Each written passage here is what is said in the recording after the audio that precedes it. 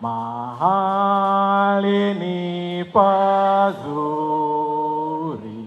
ndugu wanapokaa, wakipatana vyema na wakipendana, wakipatana vyema na wakipendana. Naomba nipende kutambua uwepo wa viongozi wangu wa dini ambao mmekuwa walimu mkitufundisha na kutulea katika mkoa wetu na wilaya yetu ya Ilala. Nimejisikia faraja kubwa sana. Nipende kutambua uwepo wa waheshimiwa madiwani wote wakiongozwa na diwani mwenyeji, lakini nipende kutambua uwepo wa viongozi wote wa kanisa.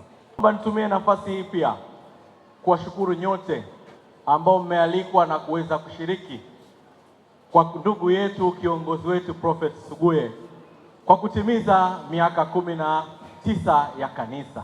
Ni historia kubwa ya mtu mzima ambaye toka anazaliwa mpaka anakuwa. Sisi wengine tumekuwa washabiki wake, na kama alivyosema Apostle baba yetu Mwamposa hapa, kati ya watu ambao na mimi nilikuwa nawatizama sana wakati huo wa Sibuka TV ni wawili. Leo ukicheki mpambano huu, kesho unaangalia hii, maanake kila siku unapata upako mpaka mwisho. Hivyo tumepita katika mkoa wa Dar es Salaam na changamoto nyingi, lakini viongozi hawa wa dini wamekuwa mstari wa mbele kutushika mkono. Hata mahala ambapo tulikuwa tunawahitaji, Mheshimiwa mgeni rasmi, hatujawahi kuwalipia hata mafuta, lakini walikuwa wanakuja kwenye mikutano, walikuwa wanakuja kwenye shughuli mbalimbali. Tuna kila sababu ya kumshukuru na kumtukuza Mungu wetu kwa ajili yao. Ukiona utulivu katika mkoa wa Dar es Salaam ni kwa sababu ya viongozi wetu, ni kwa sababu ya kanisa hili na makanisa yote, na viongozi wako hapa. Na ishara kubwa Mheshimiwa mgeni rasmi umeiona wakati wa utambulisho, wametambulishwa watu wakubwa. Sisi kwenye siasa tungesema vingunge. Wametambulishwa vingunge ambao ukiambiwa hapa, ukienda kwenye ule uwanja mkubwa ule, ukibandika huyu anajaza uwanja, ukibandika huyu anajaza uwanja, ukibandika huyu anajaza uwanja. Ni watu muhimu sana kwenye mkoa wetu wa Dar es Salaam. Mafanikio ambayo mkoa tunayopata ni kwa ajili yao. Mheshimiwa mgeni rasmi, Mheshimiwa Rais ameleta fedha nyingi kwenye mkoa wetu, lakini fedha hizi kama kungekuwa hakuna amani, kama kungekuwa hakuna maadili ya viongozi, fedha hizi zingepotea bure. Lakini viongozi hawa wamefanya kazi kubwa ya kutujengea amani, upendo, furaha na kumwogopa Mungu, kwa sababu kila siku wamekuwa wakituhubiria juu ya Mungu. Mheshimiwa mgeni rasmi, kumetokea na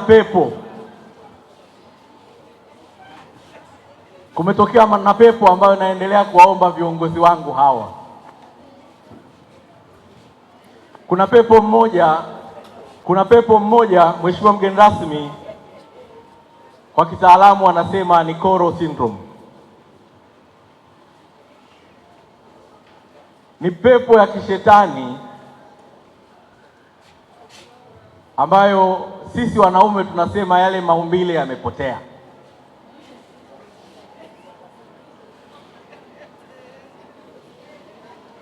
Sasa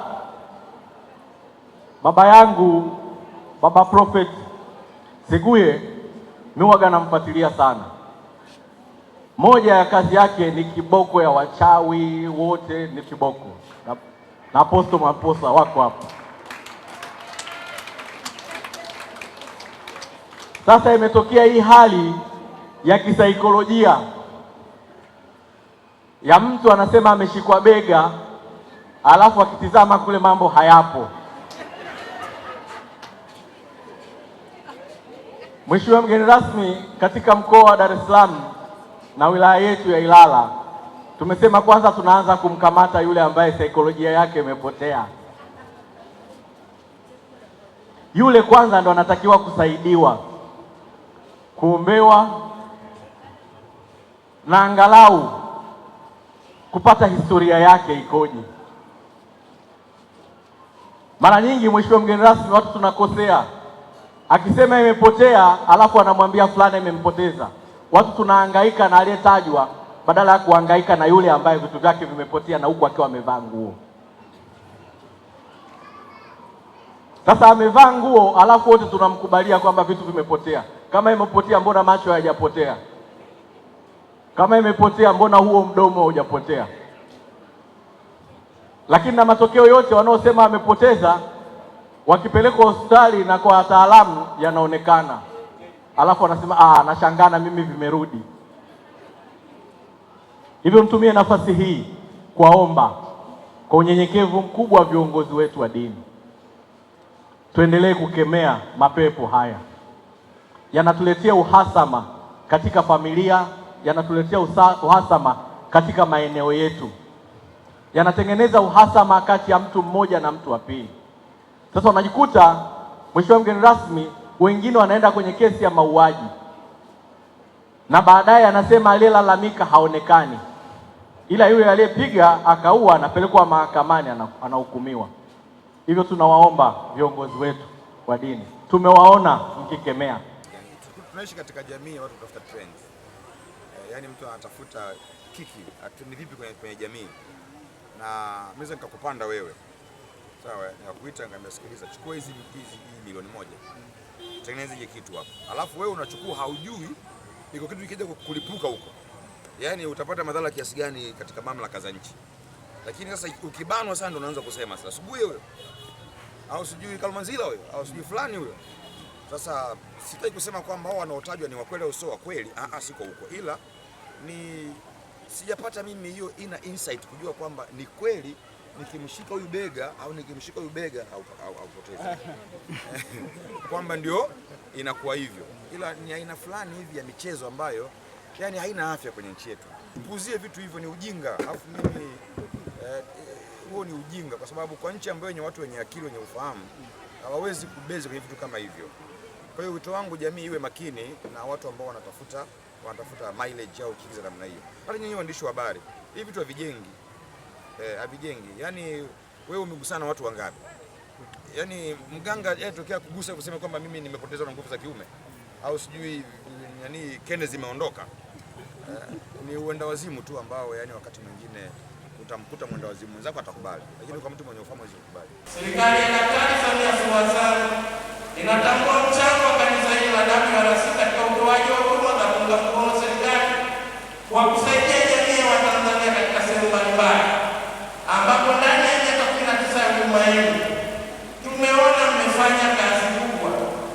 Mmepeleka misaada kwa wahitaji mbalimbali kama vile kujenga ukuta kuzunguka shule ya Kivule, pia kushiriki katika kusaidia wahanga waliopata matatizo ya ufamilia na jamii katika kituo cha polisi Stakishari kule Ukonga, na pia tumewaona kushiriki katika ukarabati wa barabara kwa kuleta greda, vifusi, kujenga barabara ili watu waweze kupita kwa usalama.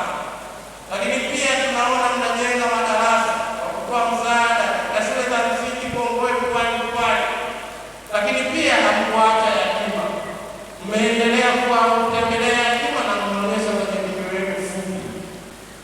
Binafsi nimefurahi namna ambavyo mmekuwa kutembelea kundi lenye wahitaji ambao Mungu wao baba ya yatima ni baba wetu mwenyewe. Kupitia nyie kanisa la WRC mmefanya huduma hii kumwakilisha Mungu mwenyewe. Ongereni sana. Serikali inathamini sana michango yenu hii yote, na hata tukio letu la juzi la mwezi Aprili 2026 imeendelea kutengeneza kipande cha barabara kuu, barabara kutoka barabara kuu ya Kivule kuja hapa kanisani kwa nguvu zenu na michango yenu. Nimesikia kwenye misala mambo mnayoomba serikali kuyafanyie kazi. Kwa niaba ya serikali inayoongozwa na Daktari Samia Suluhu Hassan, kwanza naomba niwahakikishie kwamba yote yaliyopo kwenye misala nimeyapokea kwa uzito mkubwa. Hakuwa ambao mtoe neno lenye faraja mbele yenu. Ni hili kubwa, ombi lenu la uhitaji wa eneo la ardhi kwa ajili ya ofisi